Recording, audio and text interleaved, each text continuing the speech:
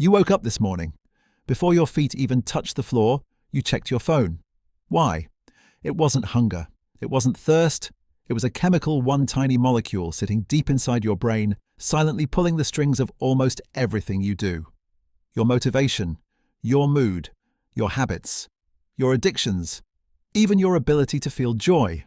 That molecule is dopamine, and today we're going to expose how it works, how it's being hijacked by billion-dollar companies, and exactly how you can take control of it, starting right now. Chapter 1. What is dopamine really? Most people think dopamine is the pleasure chemical, that when you eat chocolate or get a like on Instagram, your brain floods with dopamine and you feel good. That's only half true, and the other half is where things get really interesting. Dopamine is actually a neurotransmitter, a messenger chemical that neurons use to talk to each other.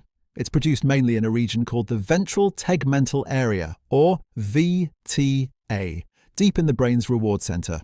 From there, it travels through two major highways. First, the mesolimbic pathway connecting the VTA to the nucleus accumbens, your brain's core reward hub. This is the circuit behind craving, motivation, and habit formation. Second, the mesocortical pathway reaching the prefrontal cortex, which governs your decision-making, focus, impulse control, and working memory. Dopamine also plays critical roles in movement. Its absence causes the motor tremors of Parkinson's disease and in regulating sleep, mood, and how you learn from both reward and failure. But here's the key insight most videos miss. Dopamine is not about pleasure. It's about anticipation. It spikes before the reward. It's what drives you towards something, not what makes you enjoy it. That distinction is everything. Chapter 2. How dopamine actually works in your brain. Think of dopamine like a radio signal. When the signal is strong, you feel energized, sharp, and motivated. When it drops below baseline, you feel flat, foggy, unmotivated, bored for no reason. Here's how the mechanism works. Your dopamine system runs on something called prediction error. Neuroscientist Wolfram Schultz discovered this in the 1990s. When something good happens that you didn't expect, say, you get an unexpected bonus at work, dopamine fires massively. Your brain tags that situation. Do this again. But when something good happens that you fully expected, you get the same bonus you always get, dopamine barely moves. And when you expect a reward and don't get it, dopamine actually drops below baseline. That's a dip.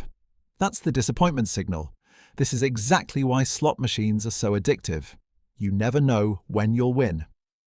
The unpredictability creates massive dopamine spikes. Every pull of the lever is a prediction error waiting to happen.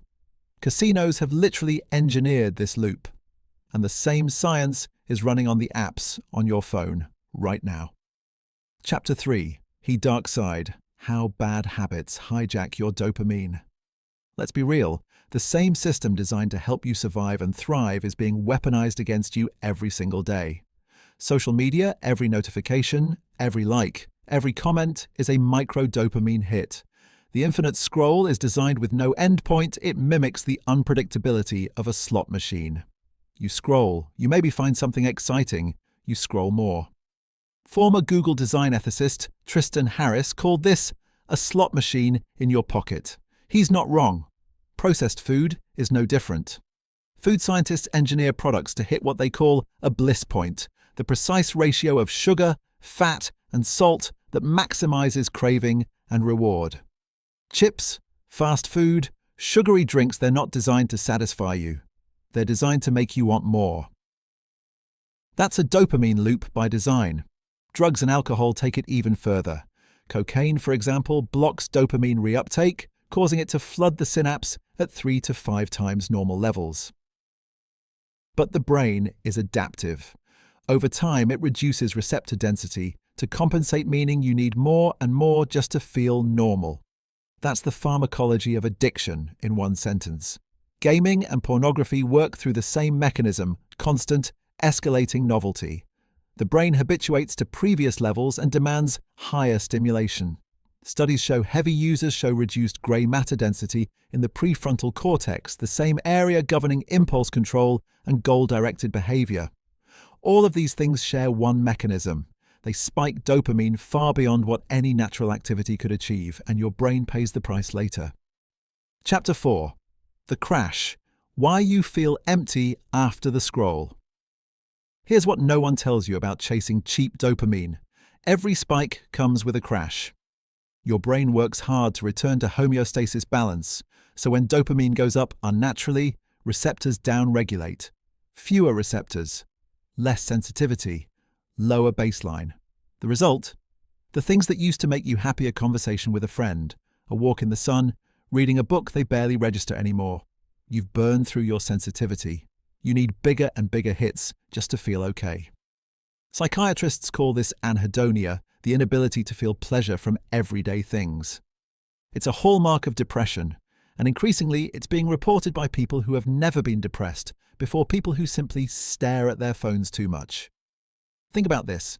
You've been scrolling for 45 minutes.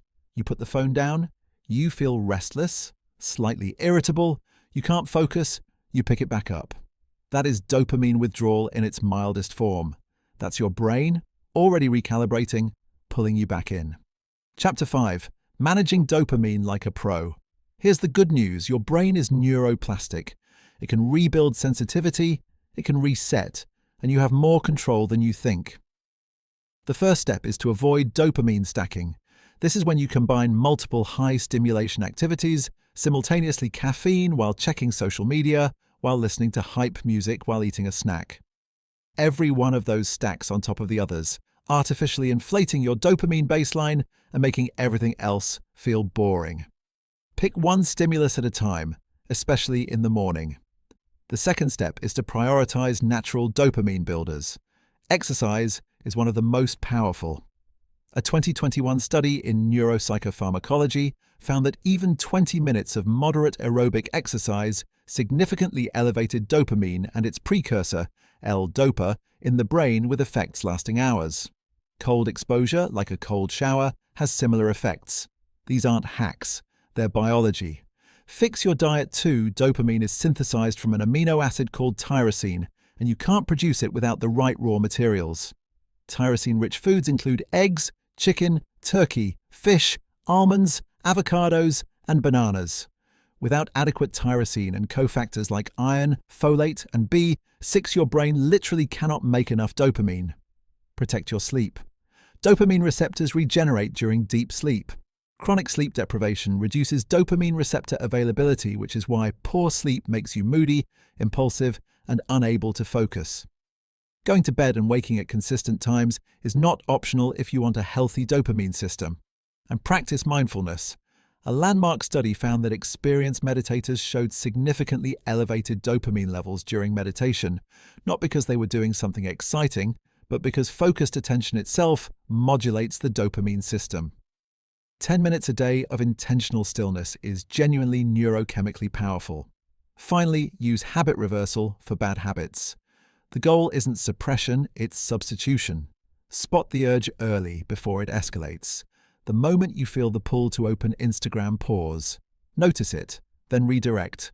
A 2-minute walk, a glass of water, 5 deep breaths. You're not fighting your brain, you're giving it a better loop. Chapter 6. Real-world success strategies. Now let's flip the script. You can deliberately engineer your own dopamine loops, not for cheap highs, but for long-term achievement. Research by Teresa Amabile at Harvard shows that the single biggest driver of motivation and engagement at work is making progress on meaningful work, even small steps. Every time you complete tick a box, hit a milestone, dopamine fires. Stack enough of those and you've built a powerful habit engine. Break your goals into tiny, trackable sub-goals. Not write a book, write 300 words today. Use intermittent rewards deliberately. Don't reward yourself for every single win. Remember prediction error? Consistent, predictable rewards cause dopamine to flatline. Instead, reward yourself unpredictably, like the slot machine effect, but intentional. Finish a work sprint. Sometimes take a break, sometimes keep going. That variability keeps the system engaged. Author James Clear describes a strategy where you focus on who you're becoming, not what you're achieving. "I'm a runner" creates identity-level motivation that fires dopamine before you even put on your shoes, because your brain sees the behavior as consistent with your self-image. Identity becomes its own anticipation signal. And consider a 30-day dopamine reset. Cut or drastically reduce your higher stimulation behaviors for 1 month. No mindless scrolling. Reduce sugar. No binge watching. Exercise daily. Within 2 to 3 weeks, most people report food tasting better, music sounding richer, conversations feeling more meaningful. That's receptor sensitivity coming back online. Many high-performance founders report avoiding their phones for the first 60 to 90 minutes of the morning. They exercise, journal, and work on a single focused task before any notifications or emails. That's not a productivity trick. That's protecting their dopamine baseline so their drive and clarity are intact when they need it most. The dopamine reset. Dopamine is not your enemy. It's one of the most powerful tools your brain has. The problem isn't dopamine, it's the cheap shortcuts our modern world has built to exploit it. You can choose to keep feeding the machine, or you can choose to rebuild your sensitivity, protect your baseline, and aim your dopamine system at things that actually matter: your health, your relationships, your work, your growth. That choice starts small. 1 morning without the phone, 1 walk without headphones, 1 meal without distraction. 1 goal broken into 10 tiny steps. Your brain wants to reward you.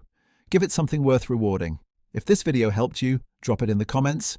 What's the one cheap dopamine habit you're cutting first? Share this with someone who needs to hear it. I'll see you in the next one.